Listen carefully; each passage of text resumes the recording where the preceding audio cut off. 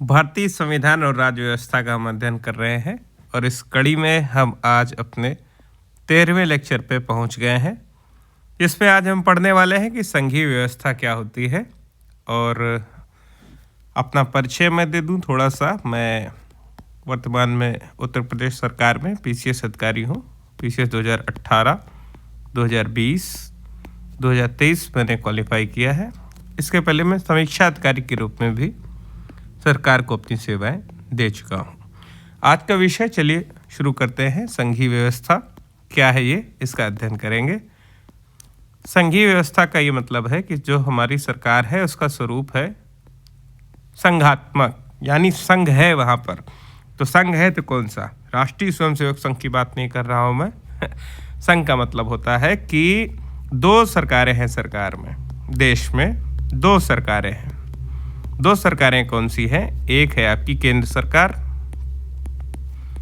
और एक है आपकी राज्य सरकार। केंद्र सरकार और राज्य सरकार दोनों मौजूद हैं, तो फिर आपकी व्यवस्था कैसी है? संघीय हो गई है। अब इसमें क्या हो सकता है? दो तरीके की व्यवस्थाएं संभव हैं। पहला ये कि पहले राज्य ही थे छोटे छोटे कई सारे, और सबने कहा कि चलो हम सब लोग मिल जाते हैं, इकट्ठा हो जाते हैं, मिलके एक देश बना लेते हैं, हम लोग अपना नया एक बड़ा देश बना लेते हैं। उदाहरण इसका क्या है? अमेरिका। अमेरिका में शुरू में 13 कॉलोनी थी, 13 राज्य आप समझ लीजिए थे, मिलके उन्होंने देश बना लिया। बाद में राज्यों की संख्या बढ़ गई, अभी मौके पे कितने हो गए? 50 हो गए। तो इसमें क्या हो रहा है कि राज्यों के बीच में समझौता हो रहा है कि हम चलो मिलके अपना एक देश बना लेते हैं, एकता में शक्ति है। भारत इसका उदाहरण है? नहीं है। दूसरा तरीका क्या हो सकता है संघ बनने का? कि पहले देश आया, देश ने कहा कि भाई देश बहुत बड़ा है, बहुत जटिलताएं हैं, स्थानीय मांग भी लोगों की अलग अलग है। भारत की अगर हम बात करें तो ये भारत है हमारा, तो हर जगह की मांग है अलग अलग, हर जगह की चुनौतियां हैं अलग अलग। तो लगभग बहुत अच्छी आर्ट मेरी नहीं है, उसके लिए मैं माफ़ी चाहूँगा। ये लगभग भारत का नक्शा है। अब ये पूरे देश को अगर एक ही सरकार चलाती तो भाई यहाँ कश्मीर में अलग मसला चल रहा है, पूर्वोत्तर भारत के अलग मसले हैं, दक्षिण भारत की अपनी अलग शिकायतें हैं। आप चाहते हैं कि किसी को कोई शक्ति ना दें, केवल यहाँ दिल्ली में एक सरकार बैठा दी जाए जो पूरे देश को चलाए, तो थोड़ा सा मुश्किल हो जाता कहीं ना कहीं। तो क्या होता है जब कोई देश बहुत बड़ा होता है, वहाँ पे बहुत ज़्यादा समस्याएं स्थानीय स्तर पर रहती हैं, देश पिछड़ा हो, तमाम समस्याएं हो सकती हैं। तो हम कहते हैं कि भाई देश को हम सुविधा के लिए छोटे छोटे हिस्सों में बांट देते हैं, जो स्थानीय स्तर के काम हैं ये छोटी सरकारें देखेंगी, और जो बड़े काम हैं राष्ट्रीय स्तर के वो केंद्रीय सरकार देखेगी। भारत इसका उदाहरण है, ठीक है ना। तो ये आपके जो छोटे छोटे हैं, माफ़ करिएगा, ये राज्य बन गए ढेर सारे, और बाकी पूरा जो हमारा है वो तो देश है ही। तो भारत इसका उदाहरण है। तो भारत में क्या है? संघीय व्यवस्था है, और वो पनपी किस तरीके से है कि देश को ही बाद में कई राज्यों में विभाजित कर दिया गया है। एक चीज़ कुछ लोगों के मन में डाउट आ सकता है कि भाई स्थानीय निकाय भी तो होते हैं, पंचायत भी तो होती है, वो भी तो सरकार है, तो फिर दो सरकार कैसे है? 3 सरकारें कैसे नहीं हुई देश में फिर इस फार्मूले से? भैया वो इसलिए नहीं हुई क्योंकि हम जो सरकारों की बात कर रहे हैं उनमें संविधान द्वारा प्रदत्त शक्तियां होनी चाहिए, संविधान से उनको अपनी शक्तियां मिलनी चाहिए, वो पूरी तरीके से स्वायत्त हैं अपने डोमेन में। तो संघ का यही मतलब है, जहां संघात्मक सरकार होगी वहां पे केंद्र सरकार तो होगी ही, और निचले स्तर पे राज्य सरकारें होंगी, उनको संविधान से अपनी शक्ति मिल रही होगी। स्थानीय निकाय सुविधानुसार बना दिए जाते हैं। आदर्श स्थिति यही है कि उनको भी संविधान में रखा गया है, सारी शक्तियों को दे दी जाए, लेकिन अभी डेलीगेट नहीं करी गई हैं, राज्य सरकार की इच्छा पे होता है। तो ये हमारा हो गया पहली बात कि केंद्र जो आपका संघ है वो बनता किस प्रकार से है। अब कुछ ऐसी विशेषताएं होंगी जिनको देख के आपको लगता होगा कि भाई भारत की जो सरकार है वो संघात्मक है, या आप कह सकते हैं क्या क्या संविधान में ऐसी सुरक्षाएं दी गई हैं कि देश जो है संघात्मक ढांचा उसका बना रहे, सरकार केंद्रीय भारत की ना होने पाए। पहली चीज़ तो यही हो गई भैया क्या कि 2 सरकारें हो गई, एक हो गई केंद्र की, एक हो गई राज्य की। दोनों को शक्तियां मिल रही हैं अपनी, कहाँ से? संविधान से।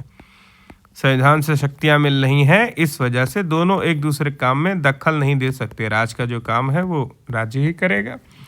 दूसरी बात क्या होगी कि भाई हमारा जो संविधान है वो क्या है? लिखित है, लिख दिया गया है।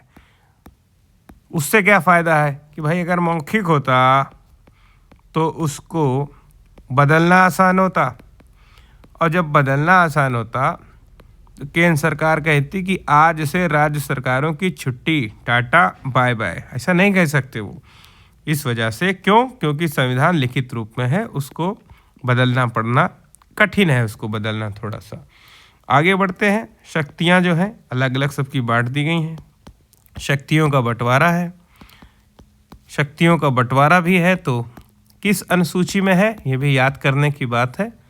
7वीं अनुसूची में है, पूछ लिया जाता है, सबको एकदम याद होना चाहिए। शक्तियों का बंटवारा है कि भाई जो केंद्र है वो 98 विषयों पे कानून बना सकता है। जो राज्य है वो कितने पे बना सकता है? 59 पे बना सकता है। और समवर्ती सूची जिस पे दोनों बना सकते हैं, छोटे भैया भी और बड़े भैया भी, वो है कितने हैं? समवर्ती सूची में आपके मौके पर हैं 52 विषय। ये भी परीक्षा की दृष्टि से महत्वपूर्ण है। बड़े भैया केंद्र, छोटे भैया राज्य, समवर्ती में दोनों। लेकिन झगड़ा हो जाएगा तो किसकी चलेगी? बड़े भैया की। यानी कि अगर कोई विरोध उत्पन्न हो रहा है तो वहाँ पे बात मानी जाएगी केंद्र की, लेकिन दोनों अपने अपने में स्वायत्त हैं। फिर उसके बाद बात करें कि भाई देश में सर्वोपरि कौन? केंद्र सरकार की राज्य सरकार? तो सर्वोपरि कोई नहीं, सर्वोपरि है संविधान। और संविधान सर्वोपरि है और संविधान में लिखा गया है कि भाई राज्य सरकारें होनी चाहिए, तो इस वजह से देश का जो संघीय ढांचा है वो बना हुआ है। उसके बाद हम ये बात करें कि हमारा संविधान जो है वो काम भर का कठोर भी है। संविधान कठोर है। कठोर है मतलब क्या? कड़ा है? नहीं, मतलब ये है कि भैया उसमें संशोधन कठोर है। आसानी से आप संशोधन कर नहीं सकते, तो आसानी से आप राज्य सरकारों की शक्तियों का हनन नहीं कर सकते।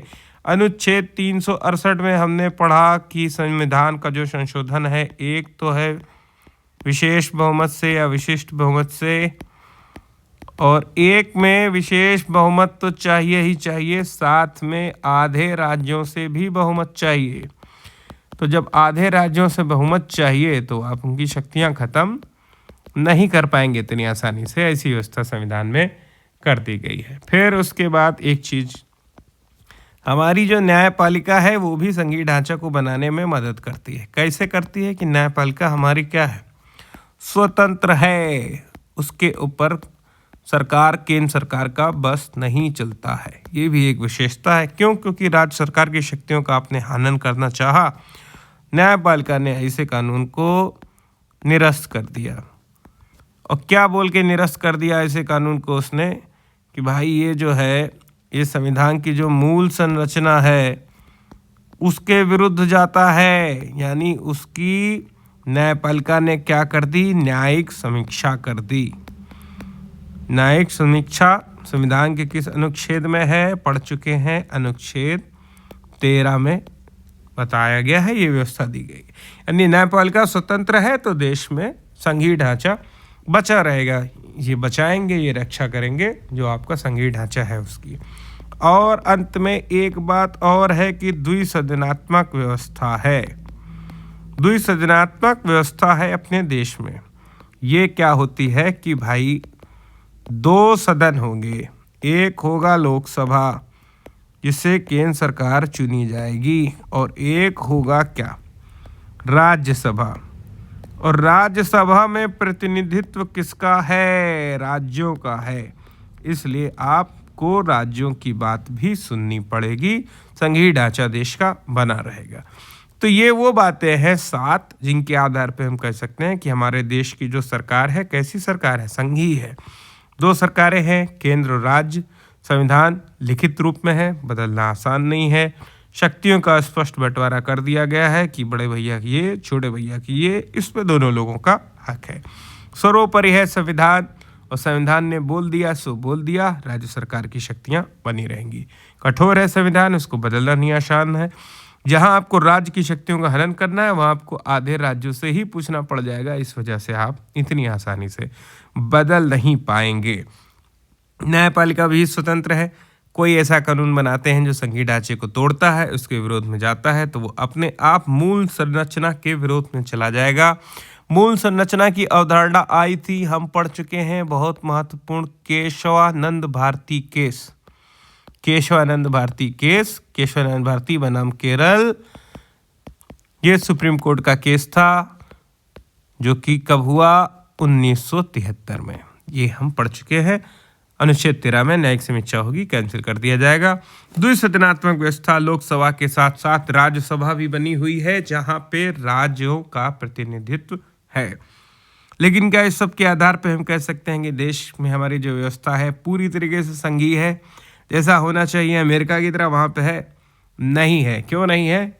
कुछ ऐसे प्रवृत्तियां हैं, कुछ ऐसी विशेषताएं हैं जो सरकार को बताते हैं कि केंद्रीयता को जो बढ़ावा देते हैं, केंद्रीयता को बढ़ावा देने वाली विशेषताओं की हम बात करेंगे, या केंद्रीयता को बढ़ावा देने वाली प्रवृत्तियों की बात करेंगे।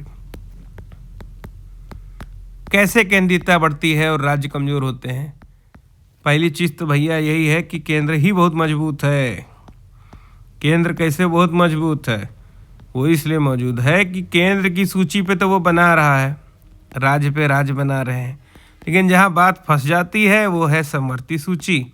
जहाँ दोनों को बनाना है वहाँ पे अधिक शक्तिशाली कौन है? केंद्र है।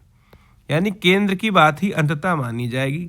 इसके अलावा जो इन तीनों में नहीं आते हैं, कहीं जिक्र ही नहीं है। कोई नई चीज़ आ गई, जैसे बिटकॉइन आ गया मान लो, कहीं कुछ लिखा ही नहीं था बिटकॉइन के मामले में, तो इस पर फिर कौन कानून बनाएगा? केंद्र बनाएगा। उनके पास शक्तियां हैं। दूसरी चीज़ भैया, राज्य के अस्तित्व ही कोई गारंटी नहीं है। राज्य के अस्तित्व की गारंटी नहीं है, सुरक्षा नहीं है। पढ़ सकते हैं कौन से अनुच्छेद में दिया हुआ है? अनुच्छेद 3 में दिया है। अनुच्छेद 3 में क्या कहा गया है? सबसे पहले विधेयक अगर आता है राज्य को तोड़ने का, नाम बदलने का, एरिया बदलने का, कुछ भी करना है, तो ये सबसे पहले जाएगा राष्ट्रपति महोदय के पास।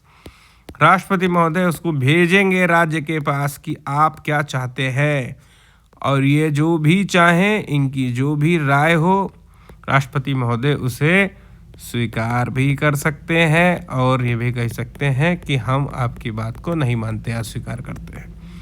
तो इनकी बात की बहुत ज़्यादा वैल्यू नहीं है यहाँ पे। राज्य को ही आप तोड़ रहे हैं और उसकी बात से ये फर्क नहीं पड़ता, तो फिर कमज़ोर रहेगा मामला थोड़ा सा। तो राज्य के अस्तित्व की सुरक्षा की ही यहाँ पे कोई गारंटी नहीं है, इस वजह से भी राज्य कमज़ोर है। उसके बाद क्या है? संविधान हमारे पास एक ही है, एकल संविधान है।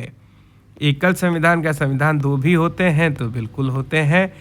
अगर हम अमेरिका की बात करें, कंपेयर करने के लिए वहीं से सीखते हैं, तो अमेरिका में प्रत्येक राज्य का अपना अलग संविधान है। प्रत्येक राज्य का संविधान होता है वहाँ पे। और हमारे भारत देश में क्या है कि एक ही संविधान में केंद्र की भी बात है, एक ही में राज्य की बात है। तो भारत में क्या है, राज्य के पास अपना संविधान नहीं है, उनके पास, राज्य के पास। उत्तर प्रदेश का संविधान आपने ऐसा कुछ कभी सुना है? नहीं सुना होगा, क्योंकि नहीं होता है यहाँ पे। राज्य उतना शक्तिशाली हमारे यहाँ पे नहीं है।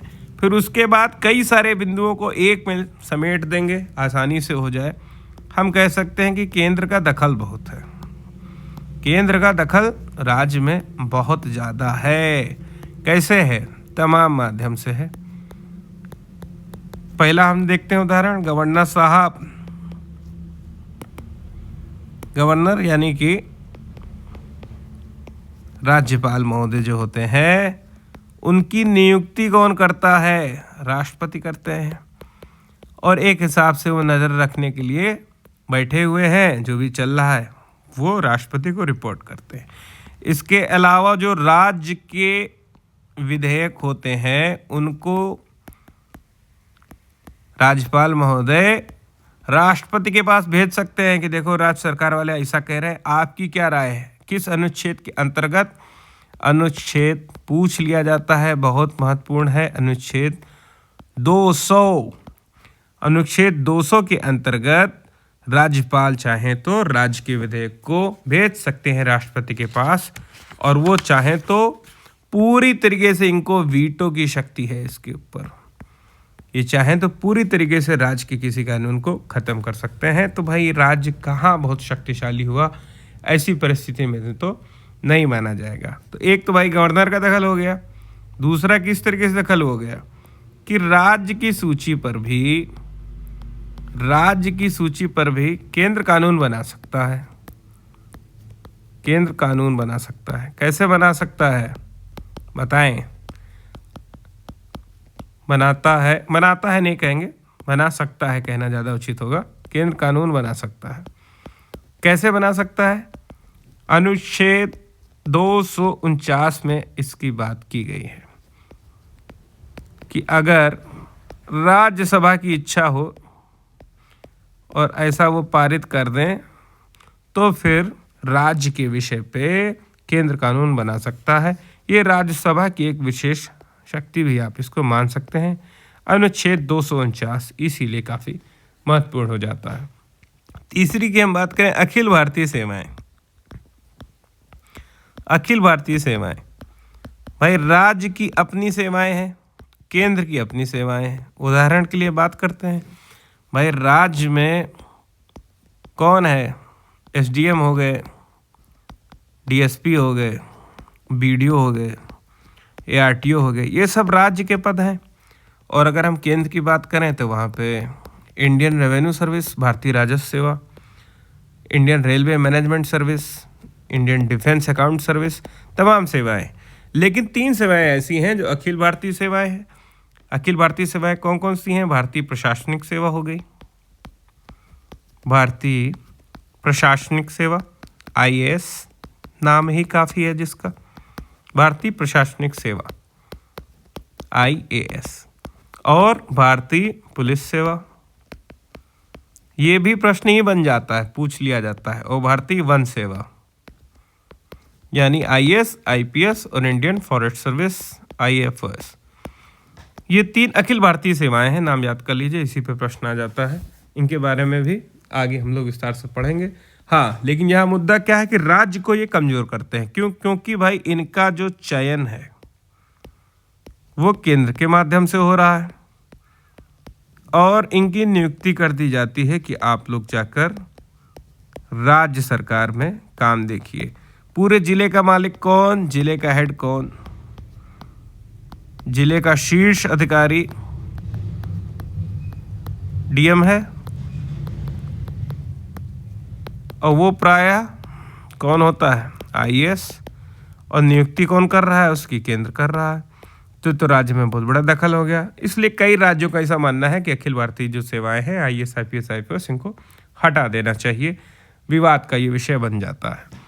और कई सारी व्यवस्थाएं अगर हम बात करें तो जैसे न्यायपालिका की अगर हम बात करें तो स्वतंत्र तो है, लेकिन न्यायपालिका ही आपके राज्य के कानून भी देख रही है और केंद्र के कानून भी वही देख रही है। अमेरिका में क्या होता है? राज्य के जो कानून है उसको राज्य का ही न्यायालय देखता है।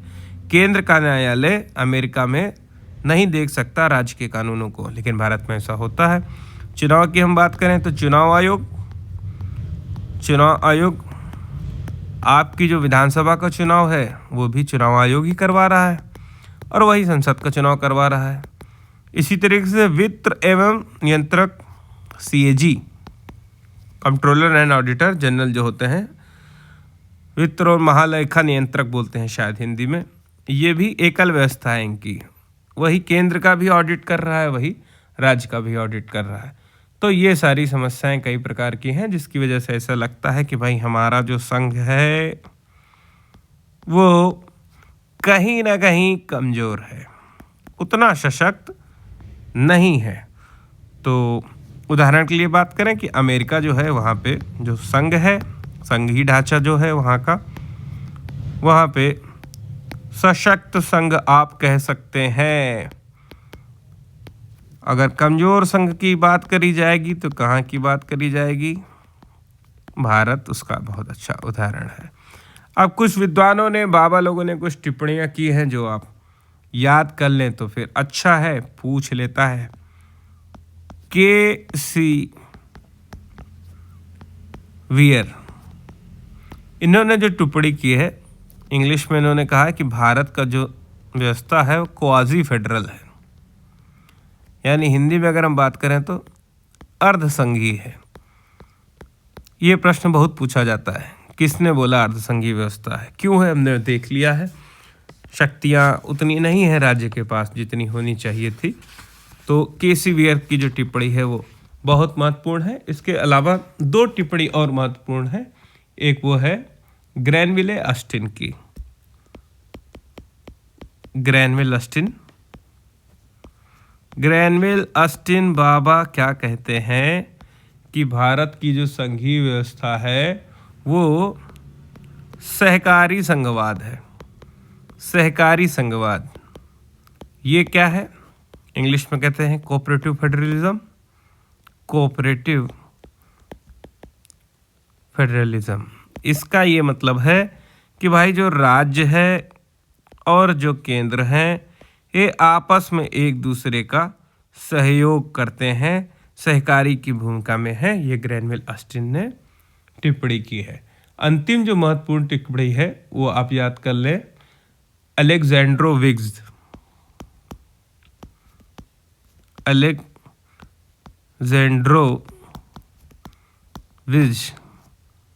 नाम से रूस के विद्वान लगते हैं, होंगे भी शायद।